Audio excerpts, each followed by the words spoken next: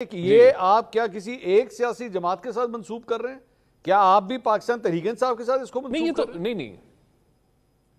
नहीं देखें, ये तो ओवरऑल अप्लाई करेगी ना, लेकिन पाकिस्तान तहरीक इंसाफ को कोई बड़े सुहाने क्रेडिट जाते हैं। अब उनको क्रेडिट्स को अगर हम गिनती थोड़ी देर में कर लें कि अगर आप IMF के खिलाफ जो है वो खत लिखते हैं तो क्या ये मुल्क दोस्ती है या मुल्क दुश्मनी है? क्या अगर आपका सोशल मीडिया जो है, एक मिनट सुन लें, सोशल मीडिया आपका 5-5 हजार वो खत ईमेल्स डालता है कि GSP+ स्टेटस खत्म किया जाए, तो क्या आप मुल्क को तगड़ा कर रहे हैं या मुल्क को कमजोर कर रहे हैं? अब उससे PMLN का तो कोई ताल्लुक नहीं है ना GSP+ से, उससे तो मुल्क की मईशत, मुल्क की सलामती, मुल्क की एक्सपोर्ट से ताल्लुक है, तो आप उसको अटैक कर रहे हैं। अगर आप पाकिस्तान की फॉरेन पॉलिसी के ऊपर झूठा बयानियां बनाते हैं और उससे सियासी मफाद लेने की कोशिश करते हैं, तो आप बिल्कुल प्रोपेगेंडा बेस्ड करते हैं, तो ये बिल्कुल इसको रोकना चाहिए।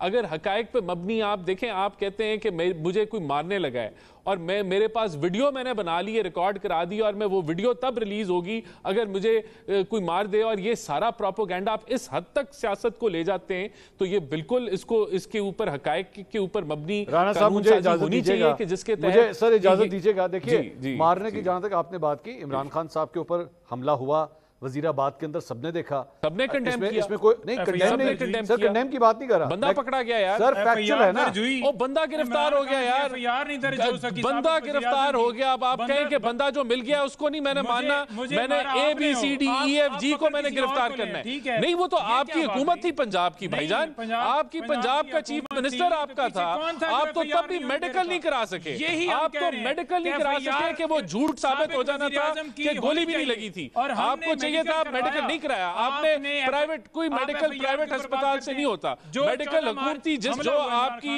हुकूमत पंजाब थी, आप में जुर्रत नहीं थी कि आप मेडिकल उस पंजाब हुकूमत से करा सकते, जो आपकी अपनी हुकूमत थी, और आपकी अपनी हुकूमत इतनी कमजोर थी कि वो FIR नहीं काट सकी। ये तो आपकी हालत थी, बंदा पकड़ा गया, फिर भी आप सियासत कर रहे हैं। बिल्कुल आपकी हुकूमत थी पंजाब के अंदर, कौन था जो सदर आपने, जिसको सदर आपने बनाया, वो चीज तो बताते ना, बताते तब आप SHO को फारिग करते, DPO को फारिग करते, खुद आप कुछ कर नहीं सके, अवाम को आप जो है वो उस पे इल्जाम लगा रहे हैं। मेरा कोई खुदा का खौफ करें, कोई प्रोपेगेंडा के ऊपर कोई ब्रेक मुझे सवाल लगाए, कोई झूठ की सियासत पे ब्रेक लगाए, नफरत की सियासत पे ब्रेक लगाए। खुदा ना, अब आप मंसूर साहब ये चीखों का मुकाबला है, अगर चीखों का मुकाबला करना है तो क्या फायदा? नहीं सर, चीखने में नहीं है सर, आग लगी हो, कोई तोड़ फोड़ हुई हो, कोई बंदा मरा हो, कोई किसी के साथ कुछ हुआ, पुरअमन जलसा था, पुरअमन हुआ, कुछ भी नहीं हुआ, और फ्लॉप जलसा था। इसका है कि जो धांधली डाका किया गया है 8 फरवरी को, उसके ऊपर कोई बात ना करे। राणा साहब, मैं राणा साहब से सवाल कर लोगों को अगवा मुझे इजाजत दीजिएगा सर, लोगों को उठाया जा रहा है। हमारे हाजी यार वो सवाल कर ले मेरे से, सवाल कर ले, उनको अगवा किया गया है, और आजम नजीर तारड़ इधर आकर कह रहे हैं कि जो लोग अगवा हों उनको 50 लाख रुपए दे दो, बंदा गायब कर दो, 50 लाख रुपए उनके घर वालों को दे दो, ताकि कोई बात ही ना करे। ये कैसी बात है और कैसी ये कानून की बात है? मैं राणा साहब से सर एक सवाल कर लूं, इजाजत दीजिएगा। राणा साहब, आप देखिए, मैं सर ये कह रहा था कि खान साहब के ऊपर अटैक हुआ, इसको कोई डिनाई नहीं कर सकता, ये तो हुआ। आप बीच में कह रहे हैं कि जी वो उन्होंने प्राइवेट हॉस्पिटल से मेडिकल क्यों कराया? वो कहीं से भी करवाया, गोली तो लगी ना सर, उन्हें चोट तो लगी है, उन्हें वो पूरी दुनिया ने देखा है, अब आप उसको डिनाई तो नहीं कर सकते। ये तो आपने बिल्कुल अजीब बात कर दी कि नहीं, उन्होंने प्राइवेट हॉस्पिटल से क्यों जाके मंसूर साहब नहीं देखें, सरकारी मेडिकल इनकी अपनी हुकूमत थी, वहां से कराना चाहिए था। बात यह है कि जिसने गोली चलाई वो गिरफ्तार हो गया, वो आज भी जेल के अंदर है, लेकिन इन्होंने उस पर भी सियासत की। उसके बाद इन्होंने उसको कितना निचोड़ा आप देखें। मैं वो जो जिले शाह इनका एक वर्कर था, वो उसके ऊपर इन्होंने कितनी सियासत की, उसकी डेथ के ऊपर, तो इन्होंने तो कोई कसर नहीं छोड़ी, इन्होंने कोई कसर नहीं छोड़ी इस मुल्क के अंदर प्रोपेगेंडा, एक मुल्क के अंदर एक नफरत की फिजा, चाहे वो अदारों के सरबराह हो या अदारे हो, और इमरान खान के साथ अगर वो प्रोपेगेंडा ही करता है, बिल्कुल एंटी स्टेट प्रोपेगेंडा की इजाजत नहीं दी जाएगी। और बिल्कुल देखें कौन सा आता है आपको, 1/3 वोट पड़े, 2/3 वोट बाकी जमातों को पड़े, हल्के से आ रहा है, 8 फरवरी को आपको कौम ने रिजेक्ट किया, और 2/3 वोट बाकी जमातों को उन्होंने डाले, और धांधली करके कौम की आखिरी उम्मीद डाका डाल के आया, वो खुद खान साहब रिपोर्ट दे रहा है, वो वाहिद हैं जो इस मुल्क के अंदर जिन्होंने सियासी कल्चर तबाह किया है, जो नफरत की एक सियासत को जो है वो पूरी परवान चढ़ाई है, और अभी भी मुल्क के अंदर फसाद की एक वो वजह बने हुए हैं कि चाहते ही नहीं है कि मुल्क में पॉलिटिकल और इकोनॉमिक। मुझे अब इजाजत दीजिए गरीदा फारूकी साहब, और आप देख लें मंसूर साहब, जी मैं जरा गरीदा फारूकी जब से वो गिरफ्तार हुए मुल्क की मईशत बेहतर हो रही है। बेहतर होगी सर, बेहतर। गरीदा फारूकी साहब,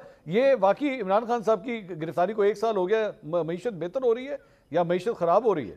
खुशहाली आ गई है जी, बिल भी कम हो गए हैं, पेट्रोल भी कम हो गया। गरीदा फारूकी साहब, मैंने सवाल गरीदा फारूकी साहब, मैं आपका तो नहीं इंटरप्ट कर रहा ना। जी गरीदा साहब।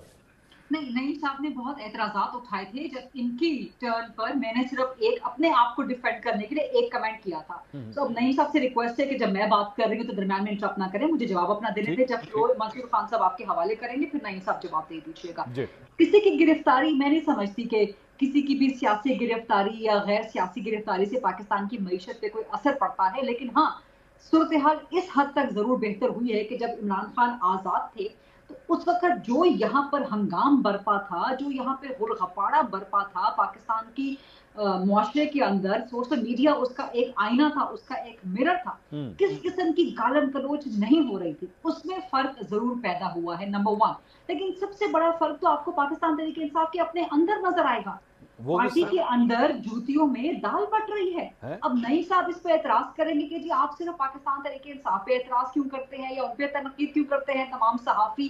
तो जनाब, जहां पर चीज हमें गलत नजर आएगी उसको हम गलत कहेंगे। तमाम की नहीं बात अब वो आपके साथ अगर एसोसिएटेड है तो हम उसको गलत कहेंगे, लेकिन साथ ही ये भी याद रखिए कि अगर मईशत दुरुस्त नहीं है, बिजली के बिल अगर ज्यादा आ रहे हैं, महंगाई अगर बढ़ी हुई है, बेरोजगारी पे अगर हुकूमत काबू नहीं पा रही, तो हम सब सहाफियों ने शहबाज शरीफ की हुकूमत पे उसी तरह से तनकीद की है। लेकिन मसला पाकिस्तान तहरीक इंसाफ का ये है कि इनको लगता है कि जी आप हमारी हाँ में हाँ मिलाते जाएं तो फिर आप सहाफी हैं। अगर आप अपने नहीं, ये गरीदा साहबा, ये जो गरीदा साहबा, ये अभी आपने जो लफ्ज इस्तेमाल किया, जूतों में दाल बट रही है, इस पे थोड़ी रोशनी डाले, समझाइए क्या मतलब था इस बात का?